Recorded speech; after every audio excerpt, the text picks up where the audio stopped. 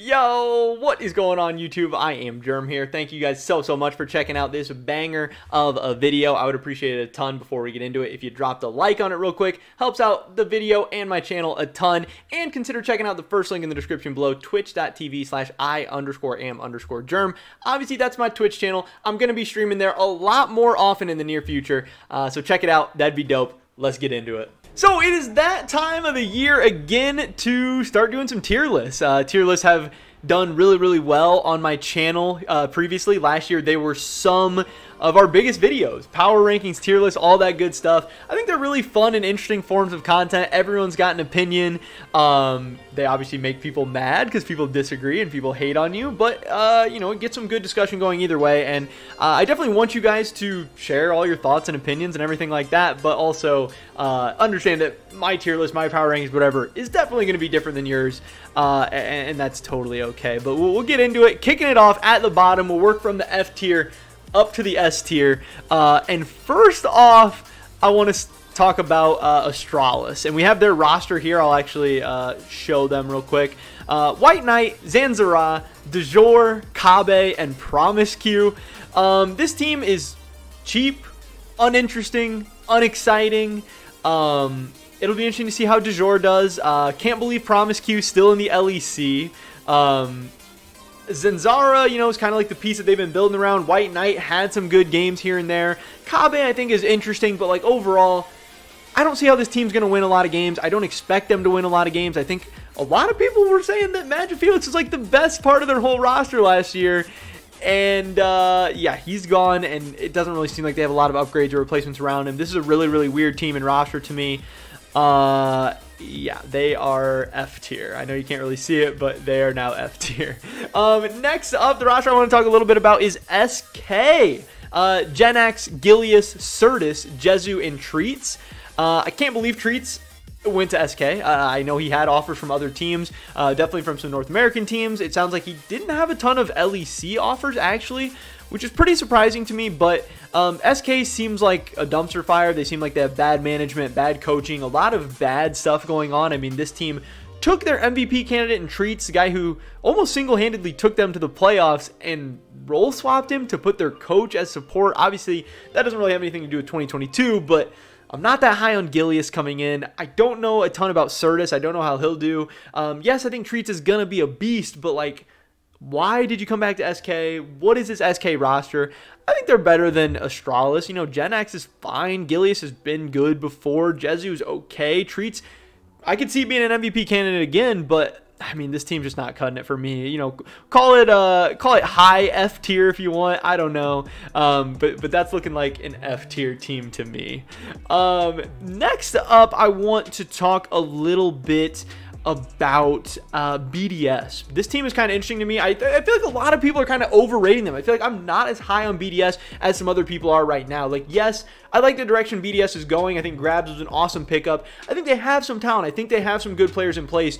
But I think right now people are overrating ERL talent and players and stuff right now.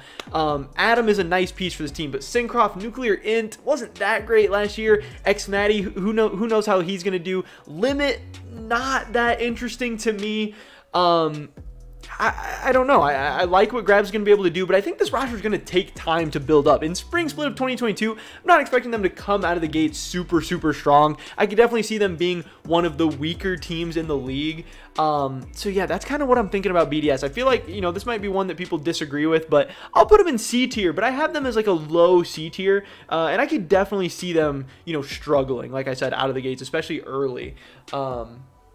So yeah, we'll see what kind of happens with them there. Then I also have Rogue in the C tier. Rogue is in a weird spot to me. I could see Rogue ending up being okay. You know, they still have some good players. They have Odoamne, he's good. They have Larson, he's good. But they lost their two best players, in my opinion. They lost Inspired. They lost Hansama. Those players are going to be hard to replace, and they're replacing them with Malrong, who I still don't really understand how he fits into this lineup or why they got him when they don't have any other, like, Korean players, or you know, how's he gonna deal with coming over to Europe? How's he gonna deal playing in this roster? I don't know. And how good's he gonna be anyway? I think are all very, very fair questions. But then also replacing Hans Sama with Comp is obviously a massive, massive downgrade. Yeah, when you lose your two best players, I think it's going to make Odo look a little bit worse. I think it's going to make Larson look a little bit worse. I think Trimby playing with Comp as opposed to Hans Sama is going to make him look a lot worse. You know, so we'll see how this one goes. But yeah, I'm not super excited for Rogue. I don't know. I definitely have some question marks about them, but we'll see. I have them in the C tier as well. Another C tier team for me is going to be Misfits. I don't know how I feel about Misfits right now. Their roster is Hirit, Schlatan, whatever, however you say it. Video, Neon, and Vander. Now, Neon to Kobe, you know, or Kabe, we'll see how it is. You know, Neon's probably going to be a little bit of an upgrade. I don't think Kabe and Vander were that insane or that interesting last year. Maybe Neon will be a little bit better. Who knows? Video, I think, is a beast. I love Video. I think he's up next. I think he's going to be blooming. I think he's going to be going towards the future really, really well. But I think losing Razork is a big, big hit to this team. You know, that guy was an MVP candidate in the summer. We'll see how Schlatan ends up being. You know, he's good. He's a hyped up prospect. People do expect him to be a very, very good player. But again, with all prospects, you never know how it's going to work out. You just never know how it's going to go. And yeah, I don't know. I'm not super, super high on this Misfits team. I think last year they also, you know, stole a lot of wins, pulled out a lot of wins. They're really going to need Video to take a big step up in this next year to kind of get there. And that could happen. He absolutely could do that. But, you know, I'm not necessarily counting on it. Up next, we can talk about Excel. I'm actually going to be putting them in the B tier. Again, I don't know if that's controversial or not. It might be a little bit, but I'm actually pretty high on Excel. I think this roster is very, very interesting. I think they are for sure going to be a playoff team. And I actually think they're going to be pretty fun to watch. This Excel roster, I think I'm probably covering up a little bit. Of Finn, who I think is a good pickup. You know, Finn, I don't think he was like amazing in North America, but he was on CLG, so I'm willing to give him a little bit of a pass. I think he has a chance to be okay. I think Marcoon and Advian came in at the end of the summer split last year and were really, really decent, really, really good. And I think they should hopefully be able to build on that. I think bringing back Patrick is a really, really big, you know, pickup. And Nuke Duck, again, I'm not super high on Nuke Duck. I'm not crazy about Nuke Duck. I wish, you know, we kind of went in a different direction in the mid lane, but he can be solid. He can be decent. And when I'm looking at the bottom of the LEC, looking at some of those other teams, I'm not super high on a ton of the mid to lower LEC teams right now. And I think Excel has a very, very solid lineup where I definitely see them, you know, competing in the middle of the pack and being pretty strong. So yeah, I have Excel as like a low B tier. If you put them high C tier, I wouldn't argue with you too much. But yeah, I don't know. I know people are saying, imagine putting Excel over Rogue. You know, I don't know. Like I said, Rogue could be better than Excel. It's very, very possible. But I think it's going to be hard for Rogue to replace Inspired and Hansama. We'll see how that goes. Also, I think Excel is going to make some big steps forward in the future. But that's just kind of my thoughts. That's how I'm looking at stuff right now. Next up, I have Mad Lions in the B tier. This team's interesting to me. Obviously, some changes coming to the lineup. Losing Karzi is tough. Losing Humanoid is tough. Bringing in Reeker and Unforgiven, I don't know how that's going to go, but I do think that Kaiser is a very, very good player. I think he's going to help out Unforgiven a ton. I think it's possible that, you know, out of Kaiser and Karzi, that Kaiser was carrying a large part of the load, and it'll be interesting to see how well Karzi does without Kaiser, how well Kaiser does without Karzi. But if you have Kaiser and Elyoya, I think your team is still going to be really, really good, really, really strong. I think they're going to be competitive in a lot of games. Do I think they're going to be multiple-time LEC champions? Do I think they're going to be going to MSI? Do I think they're going to be getting out of groups at Worlds? Probably not. You know, I definitely think this is a downgrade from last year. But again, a lot of the teams in the LEC, you know, downgraded, made side grades. We're kind of all over the place. We'll see how good Reeker is. We'll see how good Unforgiven does. But Unforgiven, getting to play with Kaiser, that's going to be really, really cool, really, really big for him. And then Reeker, you know, getting to play with Elyoya too. We'll see how this goes. It seems like Mad Lions has done a good job of finding young talent, picking out good young talent, and kind of making it work. So that's what I'm thinking about them. Also, we have Schalke on here, but like obviously they're not gonna be. I couldn't figure out how to remove them from the tier list, but yeah, Schalke not in the LEC anymore. Spoiler alert. Next up in the A tier, I have G2. G2 is a really weird team for me and a lot of people to rate at this point. But when you have Caps and Yankos, I think you deserve, you know, some credit. I also think BB fits in really well with G2. I think he's got a big personality. I think he's going to be great for content. He's going to play an aggressive, fun style. He's going to try and carry games. I think we've really seen him have a lot of development in this past year in the LEC in Europe. He still has some issues. You know, he's not totally well-rounded, you know, necessarily. He has some holes in his game. But I'm excited to see BB on G2. Obviously, I have some big questions about the bot lane, Flockhead and Targamas. Carlos is hyping him up. A lot of people are hyping him up. Spanish fans are hyped for Flockhead. People are hyped for Targamas. I would have liked to see them go with one young bot laner and one veteran bot laner. You know, there was a ton of options for both supports and AD carries. You know, they're going young and inexperienced in both positions.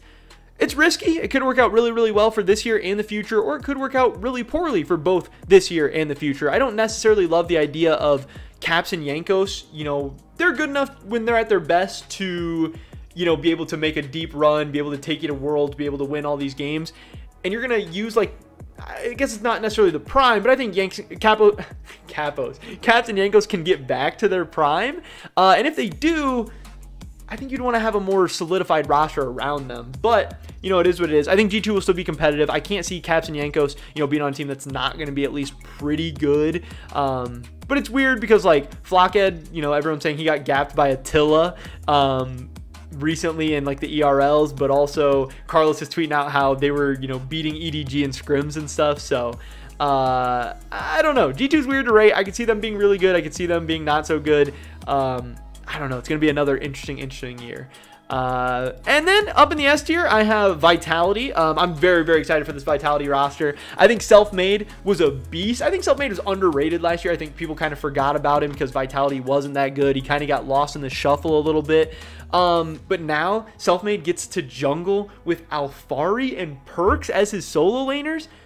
I wasn't super high on Perks his year with Cloud9. I'm still not super high on Perks going into 2022, but Perks has a crazy team around him. He's going to have a chance to succeed. He's going to be back in Europe. This is going to be his second year playing mid. He's going to want revenge on the LEC. He's going to want revenge on Carlos. He's going to come out swinging. Karzi and Labrov, it's fair to kind of question how good we think they're going to do. I think Karzi was good last year. I think Labrov was good last year.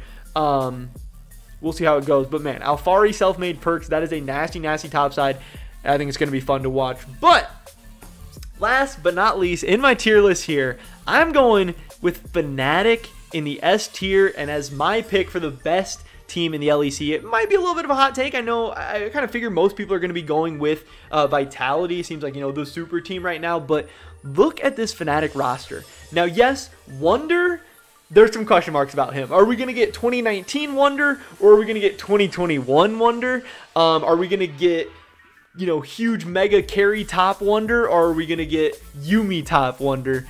I don't know. But Razork, Humanoid, Upset, Hylissang, that is a nasty roster. And again, Wonder is going to have all the motivation, all the same things that Caps has, or that Perks has, about, you know, wanting to prove himself again in the LEC, wanting to play for his future, wanting to beat G2, wanting to get back on top after like an embarrassing year.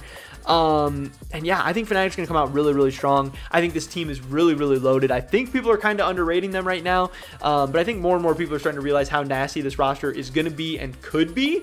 So I think it's going to be very fun to watch. But that is pretty much it for this video today, guys. That is my LEC tier list. Obviously, very early on. The offseason is not even officially over yet. We haven't even started scrimming. We haven't started practicing. Not even all these rosters are fully officially announced. But I just wanted to get some videos, some content out there. Definitely drop a like if you did enjoy it. Leave a comment down below. Let me know what your tier list looks like. What do you think I got right? What do you think I got wrong? Subscribe, stay up to date on all my latest content. Hopefully catch you guys in the next one. But until then, peace.